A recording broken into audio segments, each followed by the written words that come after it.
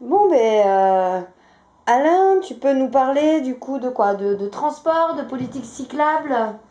Alors on va parler de tout ça parce que les transports, la politique cyclable, c'est une partie des transports et les transports, on va dire que c'est une partie de l'urbanisme, de la vie urbaine au sens large.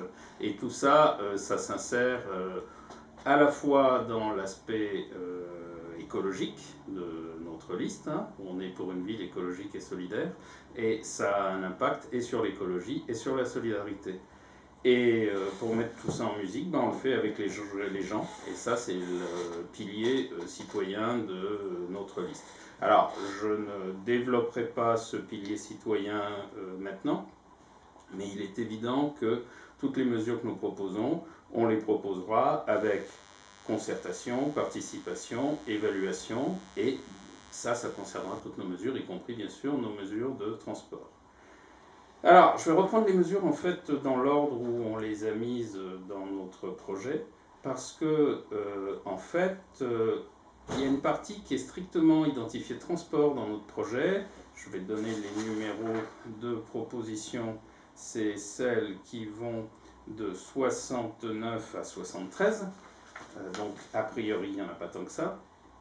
Elles sont toutes dans la partie notre projet pour l'agglomération, parce que les transports, c'est une compétence qui dépend de l'agglomération, donc Grand Chambéry, même si en fait il y a une interaction euh, quasi permanente avec la commune, la ville de Chambéry, notamment parce que par exemple le stationnement, lui, dépend de la ville, sauf les parkings relais au terminus des lignes de bus, qui eux dépendent de l'agglomération. Tout ça est complexe et interpénétré. Alors, un des premiers points qu'on a mis, c'est dimensionner l'offre de stationnement en tenant compte du développement des alternatives à la voiture et stopper la construction du parking gravé si c'est encore possible. C'est-à-dire que jusqu'à présent, quasiment toutes les municipalités ont pensé que s'il y avait une demande de places de stationnement, il fallait y répondre en créant des places supplémentaires. Alors éventuellement pour dégager des espaces piétons en créant des places supplémentaires dans ce qu'on appelle des parkings en ouvrage, hein, dans le jargon de ceux qui en font et qui les gèrent, c'est-à-dire soit des parkings souterrains, soit au contraire des parkings en hauteur, des parkings en silo. Euh, Nous, on pense que tant qu'on continuera à augmenter la possibilité de se garer, on induira comme comportement une augmentation du nombre de voitures qui entrera en ville. Donc, il faut ajuster au fur et à mesure l'offre de stationnement au développement de l'offre et de l'utilisation du reste, c'est-à-dire la marche à pied, le vélo, les transports en commun. Et quand on regarde le taux d'occupation actuel des parkings, ils ne sont quasiment jamais pleins.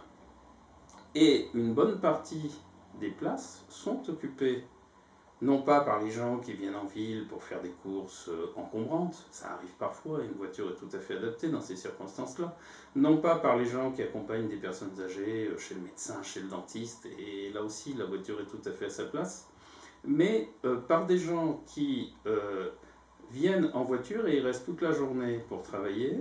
Alors, certains n'ont pas le choix, c'est une évidence. D'autres pourraient tout à fait se garer à un parking en périphérie et prendre le bus, voire marcher 5 minutes et prendre le bus, parce qu'il y en a plusieurs qui sont dans cette situation-là. Donc, en retravaillant là-dessus, il n'y a pas besoin de continuer à construire des parkings. Et en particulier, il n'y a surtout pas besoin de continuer à construire ce monstre qui est le parking gravé. Le problème, c'est que la municipalité précédente a engagé la ville jusqu'en 2047 avec QPark, qui est donc une délégation de 30 ans, qui est là pour construire notamment le parking gravé et le parking de la Cassine. Le parking de la Cassine est peu contesté parce qu'il est bien situé, il permet aux gens qui viennent de l'autoroute de ne pas pénétrer en centre-ville, d'arriver juste derrière la gare où ils peuvent continuer à pied, à vélo ou en transport en commun facilement. Le parking gravé, en revanche, c'est typiquement l'exemple de ce qu'il ne fallait pas faire. Il est essentiellement là pour permettre aux gens qui viennent du sud et de l'est de l'agglomération de se garer en voiture, c'est-à-dire des gens qui, dans leur grande majorité, passent par le parking de la Trousse, ou ils pourraient se garer s'ils viennent de loin, et où il y a une ligne d'autobus qui a des voies aménagées, réservées, qui roulent très vite. Et l'argent public, c'est pas dans le parking qu'il faut le mettre. C'est dans l'amélioration de la fréquence des autobus et puis d'en faire rouler plus tard le soir, de manière à ce que les gens aient une vraie solution à tous leurs besoins. Alors, le problème, c'est que comme le parking gravé a donné lieu à de nombreuses oppositions, le maire de Chambéry a fait voter, donc Dantin, a fait voter le conseil municipal l'année dernière en disant que si. Je vais le refaire, tu feras un peu de montage. Bon. Le délégataire lui-même, Q-Park, se rendait bien compte qu'il y avait une très forte opposition à la construction du parking gravé et du même coup n'était pas très pressé de démarrer le chantier. Et les gens qui s'en souviennent ont vu que le chantier a traîné très très longtemps. Par rapport à ce qu'annonçait la municipalité d'Antin, le parking aurait dû être livré beaucoup plus tôt. Et afin de forcer le délégataire à lancer la construction, l'équipe d'Antin a fait voter par le conseil municipal l'engagement de la responsabilité de la ville en 2019 en cas d'annulation, notamment du permis de construire, pouvant aller jusqu'à la modification sensible du parking, voire sa destruction. Et c'est grâce à ça, ou à cause de ça plus exactement, que le chantier a repris. Alors, où en serons-nous après les élections? On ne sait pas trop, c'est un parking prévu pour 7 niveaux, 3e, 4e. Il est évident qu'on devra aller discuter avec le délégataire en disant, bon, on s'arrête, on rediscute de tout ça avec les habitants, et on regarde là où on en est. C'est peu probable qu'on détruise tout, mais en tout cas, comment on fait pour que ça monte pas trop haut, et qu'est-ce qu'on peut en faire pour que ce ne soit pas un aspirateur à voiture. Voilà, c'est un des exemples de la politique de stationnement. Alors, le dimensionnement des parkings aussi, le fait de ne pas offrir trop de parking, ça suppose bien sûr que les gens puissent se déplacer autrement. Pour se déplacer autrement, c'est du changement d'habitude. Les habitudes, c'est très ancré, ça prend beaucoup de temps. Et c'est pour ça qu'on a également une mesure qui s'appelle développer les programmes de sensibilisation et de conseil pour changer les habitudes. Il faut accompagner les gens parce que faire les choses qu'on n'a jamais faites, c'est jamais naturel.